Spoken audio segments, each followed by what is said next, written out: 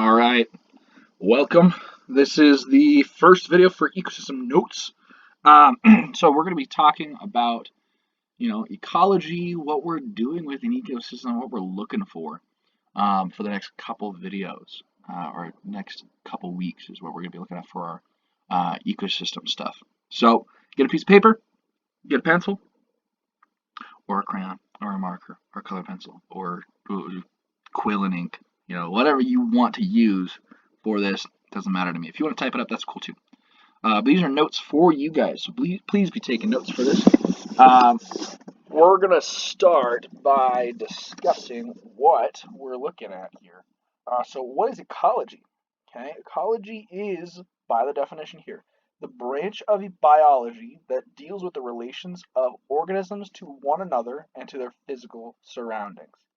Okay, it's very comprehensive. Okay, but the way organisms react with the things around them. Okay, so this is going to be, how do organisms react with other organisms? How do organisms react with other organisms in the same species? Okay, how do elk interact with each other? How do elk interact with black bears? How do elk interact with birds of prey? Okay, those kind of things. But it's also going to be, how do organisms interact with the physical surroundings? How do they interact with the trees around them? How do they interact with the rocks, the water, those kind of things? So this whole thing kind of builds a sort of system holistic thinking within ecology. Ecology is used a lot for different environmental terms, and it's just because it's a very big, overarching, and very comprehensive word to use for all of this. Okay, it's the branch of biology that deals with the relations of organisms to one another and their physical surroundings. Okay, when we talk about ecology and ecosystems, we're going to be looking at a word called biodiversity. Okay, this is going to be an important definition to have. Biodiversity is going to be the variety of organisms within a given area. So, we usually use biodiversity when we're measuring and managing these ecosystems. We're going to talk about managers closer towards the end of this presentation. Um, but that's what we're looking at: biodiversity, the variety of organisms. So, how many organisms are in an ecosystem? Okay, how many? We want to know the population of organisms. We also want to know what kind of organisms. Okay, if an area used to have a lot of wolves and now it no longer has any wolves, well, that's going to be an important change to biodiversity that we're going to want to know, because that is going to affect the species that they eat, right? Wolves eat things below them, okay, like rabbits and deer and foxes and all these other things. They're going to eat those. If they're no longer there, there's going to be some differences and some relationship changes that we're going to see between those animals with the presence or the lack of presence of those animals. Okay, usually used to measure ecosystem health or richness. Okay, richness is going to be how many species, how many different species we have within an ecosystem. Um, if we have more uh, more biodiversity or higher biodiversity, we're going to see some different changes. Okay, so leading into that, why is biodiversity important? Okay, now I know we have a very interesting graph here, and I'll get to that and I'll explain it in just a second. Why is biodiversity important? Okay, ecosystems with a high biodiversity. Remember, biodiversity is the variety of organisms within a given area. Okay, the variety of organisms within a given area. Okay, things with a high variety of organisms, they're going to be more resilient to disturbances and environmental changes. Okay, that's what this graph is showing. Okay, so we're going to start here at number 1. Okay, showing some different ways that things can change. Okay, so from number 1, we're going to have a change. Something's going to disturb this ecosystem. It's going to push this ball up. And then it's going to have different ways that it can go down. Okay, and different things can happen, which will change the ecosystem as a whole. Either it's going to go down and it's going to continue to go down until it gets to a stable spot again, or it's going to go up, it's going to get unstable by falling, it's going to go unstable, reach this new point, but then maybe that pushes it back to being a more stable state. It's different than this first one, but it's going to be a different stable state. We'll talk more about this when we talk about resiliency and resistance in another PowerPoint, but just a little overview of what this graph is. It's just showing how ecosystems can change. So things with, or ecosystems with more biodiversity, higher biodiversity, they're going to be more resilient to disturbances. They're going to be able to bounce back easier from a disturbance than if they didn't have higher biodiversity. Okay. Things with higher biodiversity are also going to, they're going to they're going to be more likely to have multiple species to fill the same niche. Okay, niche is a great word. Niche means species role within a community. Okay, so with more variety, higher variety of organisms, we're gonna have more organisms that do the same job. Basically, is what a niche is. Same job. Okay, so for example, a type of niche could be decomposer. Okay, in a more with a ecosystem with higher biodiversity, they're gonna have more decomposers. They're gonna have earthworms and slugs and uh, other fungi and stuff like that. They're going to be the decomposers. In something with less biodiversity, they might have just earthworms, or they might just have fungi, or they might just have, they're going to have one of those compared to that. The resiliency comes in when there's a disturbance. For example, if the fungi all die, in ecosystems that only have fungi for their decomposers, they're going to be screwed. They're not going to have anything to decompose their stuff. But if we have an ecosystem that has slugs and fungi and earthworms, they're going to have different things in place for when one of those things goes out, like fungi. If they leave that area, then they're going to have other decomposers that are going to take up their slack. So they're going to have a better efficiency because they have multiple species for the same niche. Okay. Why is it also important?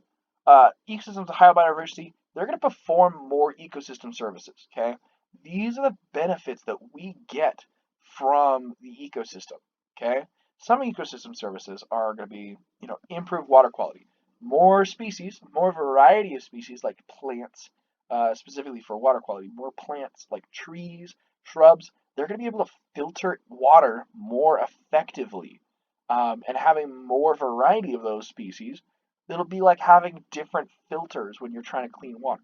Okay, instead of just having, one type of filter or one size filter. When you want to clean something effectively like water, you want to have different styles of filters, and you want to have different sizes of the filters as well.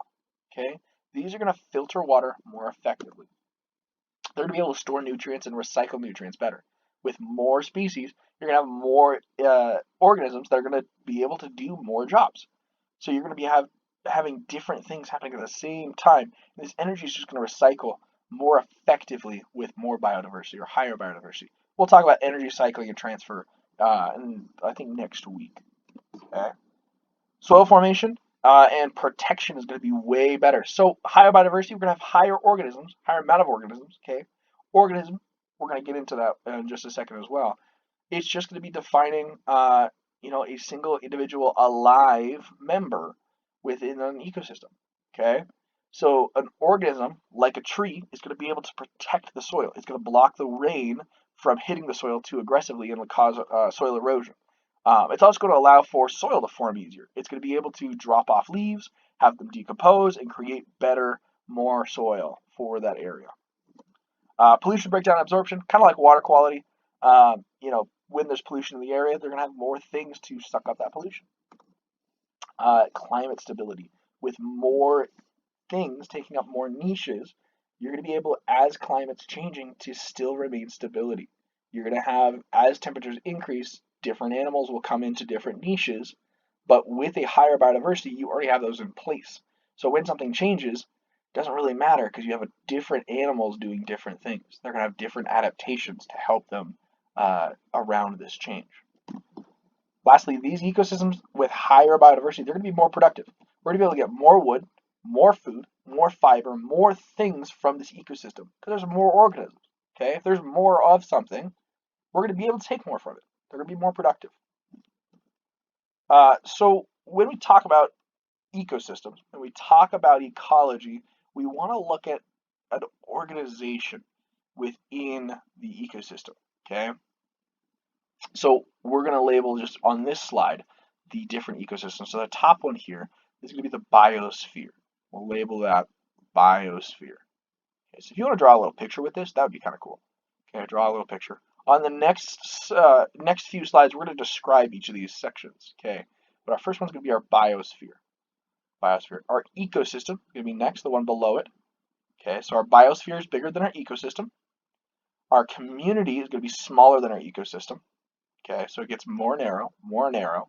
Our population is going to be smaller than our community. And then our organism is going to be our smallest unit. That's going to be the smallest one to write everything. So I think if I remember correctly when making these, we're going to talk about biosphere next, and then we're going to start from smallest going up to ecosystem. Okay, we're going to start with biosphere because biosphere is a little bit weirder. Okay, because it fits in because I mean it's a whole kind of puzzle structure. However, it's a little different than everything else. Okay, so biosphere is going to be the part of the planet that contains the living organisms. Okay, so everything that's living, that's going to be part of the biosphere. Anything that's alive, part of the biosphere. That's why it's going to be a little bit harder because it's going to go over the boundaries we've put on what an ecosystem is, what a community is. It's very large. That's why I'm going to put it out first. Okay. This can include parts of the ocean, the hydrosphere, everything that has to do with water, as well as the atmosphere, everything that has to do with the air, and also the lithosphere, everything that has to do with the earth. Okay. So this biosphere is everything living.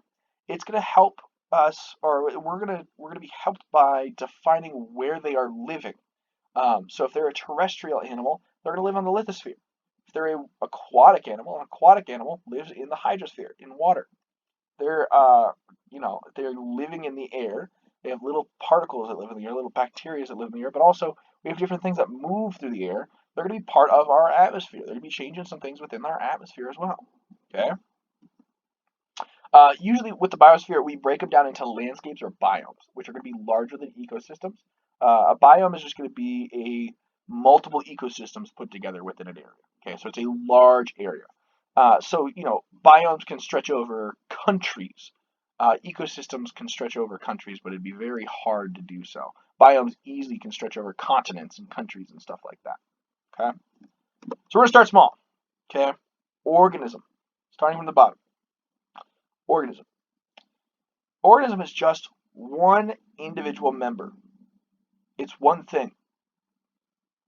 It's pretty straightforward. Probably knew what an organism was already. Organism. The catch, it has to be alive. Okay, a live member. Another word we can use for it is biotic. Okay, bio meaning life. Okay, biotic members. So it's one thing, and it has to be alive. Okay, so this could be a plant, this could be animal, this could be fungi. We're going to specify it. We're not just going to say an organism is plant. That's not right. Okay, but a specific cottonwood tree, that is an organism. Okay, an elk, like we see here, that's a specific organism. That is one elk. Does not include rocks, water, air, abiotic members. Abiotic means not alive. Not alive. Biotic means alive. Abiotic, not alive. Okay? So things that aren't living aren't going to be included within an organism standpoint. Okay? The ocean is not an organism. There are many organisms that live in the ocean, but the ocean is not an organism. Next, largest one, going out from there, population. Simply put, it's a group of organisms living in the same area. Okay? So we tend to think of these by group names. Okay? So things like herd, flock, wiggle, a gaggle, a herd, like a herd of cows or a herd of elk, flock of geese, flock of ducks. Okay? Those are usually for birds. A wiggle, that's an interesting one. That one's for worms, a group of worms called a wiggle. Gaggle, that's a group of geese. There's some other great ones. A group of chimpanzees, it's called an army of chimpanzees. A group of baboons, it's called a congress, the congress of baboons. A group of ravens, it's called a murder. Oh no, it's crows. A group of crows is called a murder of crows. So, a little crazy there. But we usually think of these by group names, okay? Or even if we want to anthropomorphize it, it'll be family dynamics, okay? So a family of animals, okay? A group of organisms living in the same area, okay? These animals must be the same species, okay? So how do we define species? What do we use to define species? Here's how it works. Okay, the individuals within the area, within the population, to be defined as the same species, they must be able to reproduce with each other and produce offspring. Okay, so they have to be able to produce offspring together. Okay, so a wolf and a bear, they're not in the same species. They're different species. They can't make offspring with each other. Okay, but two elk, they can make offspring with each other. Okay, they can produce offspring. Uh, they're the same species. So a little tangent, real quick. Okay, we're talking about species. From this point forward, when we start talking about species, we're going to start labeling them off by their species nomenclature scientific names. Okay, so this is a little bit on how that all works. Okay, so we see two trees here. Okay, first one on the left, it's a good cottonwood. It's a Rio Grande cottonwood. Okay, cottonwoods we see around here. And then obviously on the right, you know what that is. That is an aspen grove there, aspen trees. Okay, those are their common names. Common name for that tree on the right is an aspen. Common name for the one on the left is a cottonwood. Okay, our species nomenclature, our scientific names, they're going to be Latin based. Okay, now, as you know, Latin is dead. Okay, no one speaks Latin anymore unless you go to like a university or something like that. But no country has it as like an official recognized language. Nobody just speaks Latin on a daily basis as like their normal everyday conversation. Okay, like we do for English or Spanish or any other normal language. Okay, Latin, it's dead. So here's something to keep in mind too. When using these scientific names, because it's dead, nobody knows how to pronounce these correctly. So try your best. Okay? If you go into it speaking confidently, you're going to see it right there. Boom. They're going to know it, and they're going to be able to understand that you got it. Okay? That confidence is going to get you through speaking these names. Okay? So the naming conventions, how we see these scientific names. Okay? They're binomial. They have two names. Okay? So this cottonwood is going to have two names, two words for its scientific name. Okay? And they're going to be put together. Okay? Each species has a genus name and a species name. So based on the organization of living things, it's going to be labeled under its genus name and its species name to specify that it's this specific thing. Okay. So the first name is going to be its genus name. It's going to be capitalized. Okay. It's going to be capitalized. The second one is its species name. It's going to be lowercase, not capitalized. But both of them are going to be italicized. Okay. So, like I was saying, we know the names of both of these. That's a cottonwood, that's an aspen. Their scientific names are going to be different. Okay, for our cottonwood, these are going to be Populus deltoides. Okay, you can see the first name is its genus name, capitalized. Its second name is not capitalized. The species name, not capitalized. So this is showing that it is in the group Populus, and it is specifically Populus deltoides. It is a Rio Grande cottonwood. Okay, if we really go into it, it's actually Populus deltoides subspecies wesleyanense, which is a very long one, and I don't want to type all that. Okay, but it's Populus deltoides.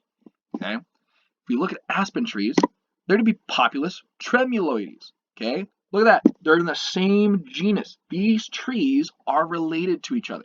They have very similar structures and similar things about them. Okay, they both have serrated, round leaves, very flat, broad leaves. They have similar leaf structures in the sense the leaves move similarly when given to the wind. They have similar ways that they create new trees. Okay, they're going to be part of the same genus. This is going to be important to have these genus and species names because there's a lot of different things within these genuses. Okay, for example, three very important things to our lives. Okay, our food. Okay, tomato, potato, eggplant. They seem really different, but if we really look at it, they're going to be all in the same genus. Okay, they're coming from the same, not only same family, they're coming from the same genus of the family. So think of genus as like the immediate family within the plant world or within the animal kingdom, or not animal kingdom, but the phylogeny is what it's called. The phylogeny. So the organization of living things. Okay, they're gonna be like the immediate family, so like your mom, your dad, they're gonna be super related, like brothers, sisters, kind of things. Okay, so our tomato, these are gonna be Solanum lycopersicum. Lycopersicum. Okay, tomatoes, and all tomatoes are gonna be the same. They all are they're like dogs. Okay, dogs are all coming from the same origin. They just have different variations off of that. They're all the same species, but they just have different um, or they're the same genus. They have different species names, but they're similar to tomatoes, different varieties. Okay, Solanum tuberosum. Tuberosum. It's going to be our potato. Same genus, different thing. Solanum melongena. So those are going to be our three there. They're great examples. There are a bunch of other ones within Solanum examples as well, like nightshade is a type of, or is related to Solanum. A lot of these different kind of berry structures are going to be pretty similar to Solanum as well. Okay, so this is how we name things. We're going to have a first name. It's going to be in Latin. It's going to be capitalized. Second name. It's going to be its species name.